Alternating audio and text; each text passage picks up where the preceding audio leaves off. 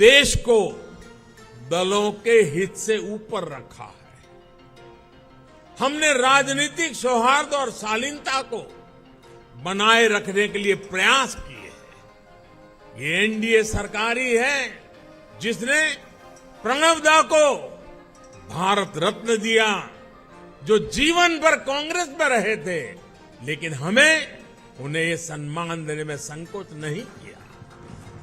ये एनडीए सरकार ही है जिसने मुलायम सिंह यादव, शरद पवार, गुलाम नबी आजाद, तरुण गोगोई, एमसी जमीर, मुजफ्फर बेग, ऐसे अनेक नेताओं को जो राजनीतिक दृष्टि से हमारे साथ नहीं है, हमारे खिलाफ है, हमने पद्म सम्मान दिया है उन लोगों को। ये नेता भी कभी बीजेपी या एनडीए में नहीं थे, लेकिन हमने देश सेवा में उनके लंबे योगदान को स्वीकार किया, उसे सराहा, उन्हें सम्मानित किया। लोकतंत्र की ये मूल भावना एनडीए की कार्यशैली में आपको हर जगह दिखेगी। इस समय भारत G20 समिट को होस्ट कर रहा है। इससे जुड़े आयोजन देश के हर राज्य में, हर हिस्से में हो रहे हैं। हमने इन आयोजनों को वेन्यू तय करते समय कभी ये नहीं सोचा कि किस राज्य में कौन सी पार्टी की सरकार है। कोरोना के समय भी मैंने लगातार सभी राज्यों के मुख्यमंत्रियों के साथ व्यक्तिगत संवाद किया, मीटिंग की। कौन मुख्यमंत्री किस पार्टी का है, ये विचार कभी हमारे बीच नहीं आया।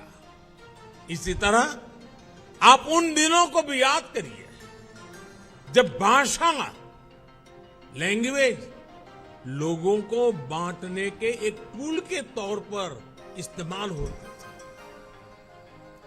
लेकिन एनडीए सरकार की सोच देखिए। एनडीए सरकार ने मातृभाषा को बल देना शुरू किया और आज भाषाओं के माध्यम से, मातृभाषा के माध्यम से मेरे युवा डॉक्टर और इंजीनियर बने, इसका अवसर देने का जरिया भाषा बन रही है। हमने हमारी विरासत को, धरोहरों को ग्लोबल बनाने के लिए लगातार प्रयास किए। यहां पर कई हमारे साथियों ने इसका उल्लेख किया। आज योग वैश्विक एकता का एक माध्यम बन गया है। आज मिलेट्स एक ग्लोबल ट्रेंड बन रहा है। श्री अन्न की चर्चा हो रही है और इसका लाभ हमारे हर क्षेत्र के छोटे छोटे किसानों को मिल रहा है। हम देश के लोगों को जोड़ते हैं, वो देश के लोगों को तोड़ते हैं। साथियों, विपक्ष के लोग जिस गलती को बार बार दोहरा रहे हैं, वो है देश के सामान्य मानवीय की समझदारी को वे लोग अंडर एस्टिमेट करते हैं। लेकिन देश की जनता सब कुछ खुली आंखों से देख भी रही है और समझ भी रही है। जनता देख रही है कि ये पार्टियों क्यों इकट्ठा हो रही है। जनता ये भी जान रही है कि वो कौन सा ग्लू है, गोंद है, जो इन लोगों को, इन पार्टियों को जोड़ रहा है। किस तरह छोटे छोटे स्वार्थ के लिए मूल्यों और सिद्धांतों से समझौता किया जा रहा है। लोग देख रहे हैं कि केरल में लेफ्ट और कांग्रेस एक दूसरे के खून के प्यासे हैं, लेकिन बेंगलुरु में दोनों पार्टियों के नेता हाथ में हाथ डालकर मुस्कुरा रहे हैं। लोग देख रहे हैं कि बंगाल में लेफ्ट और कांग्रेस के नेताओं पर, उनके कार्यकर्ताओं पर टीएमसी हमले कर रही है, लेकिन इनके नेता टीएमसी के खिलाफ कुछ भी बोलने से बच रहे हैं।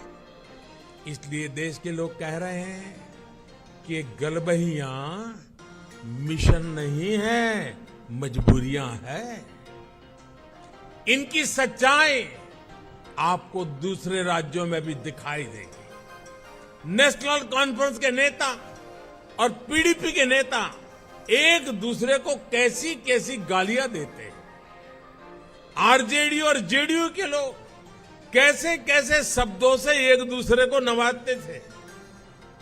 देश की जनता ने यह सब करीब से देखा है और देख रही है। इसलिए इनकी नुरा कुश्ती हो या मजबूरी की दोस्ती, इसकी हकीकत 140 करोड़ देशवासियों के सामने आ चुकी है। साथियों, अपने राजनीतिक स्वार्थ के लिए ये लोग पास पास तो आ सकते हैं, लेकिन साथ नहीं आ सकते। इन्हें अपने कार्यकर्ताओं की भी परवाह नहीं है। ये अपने कार्यकर्ताओं से उम्मीद करते हैं कि जीवन भर जिसका विरोध किया उसका अचानक सत्कार करने लगे। अब ऐसे में इन दलों का कार्यकर्ता खुद भ्रमित है कि करे तो क्या करे। मैं तो आज ये भी कहूंगा कि जो लोग आज मोदी को कोसने के लिए इतना समय लगा रहे हैं, अच्छा होता वो देश के लिए सोचने में, गरीब के लिए सोचने में अपना समय लगाते। हम उनके लिए सिर्फ प्रार्थना ही कर सकते हैं। साथियों, 24 का चुनाव बहुत दूर नहीं है। देश के लोग मन बना चुके हैं कि तीसरी बार फिर एनडीए को ही अवसर देना है।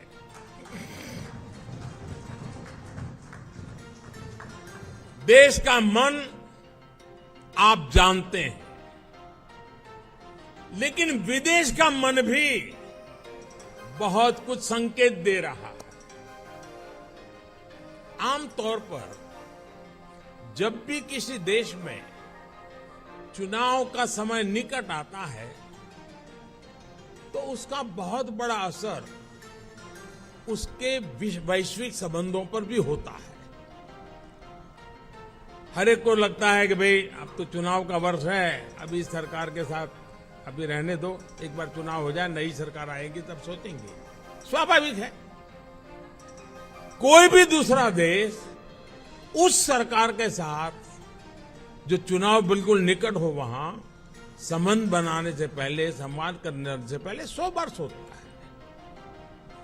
फॉरेन कंट्रीज हमेशा चुनाव के नतीजों का इंतजार करते हैं। लास्ट ईयर जब होता है तो सोचते हैं कि भाई एक बार चुनाव नतीजा आ जाना तो फिर देखेंगे।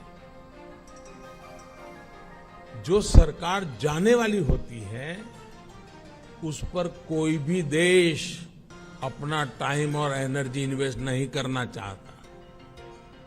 लेकिन इस समय भारत का मामला कुछ अलग है।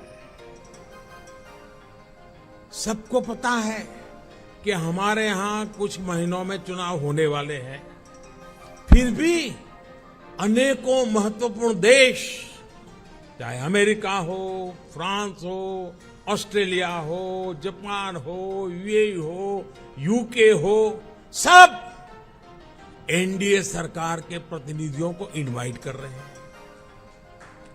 तमाम देश भारत को मान और सम्मान दे रहे हैं। कितने ही देश भारत के साथ बड़े बड़े और वो भी दूरगामी समझौते कर रहे हैं। ऐसा इसलिए क्योंकि वो भी जानते हैं कि भारत के लोगों का भरोसा एनडीए पर है।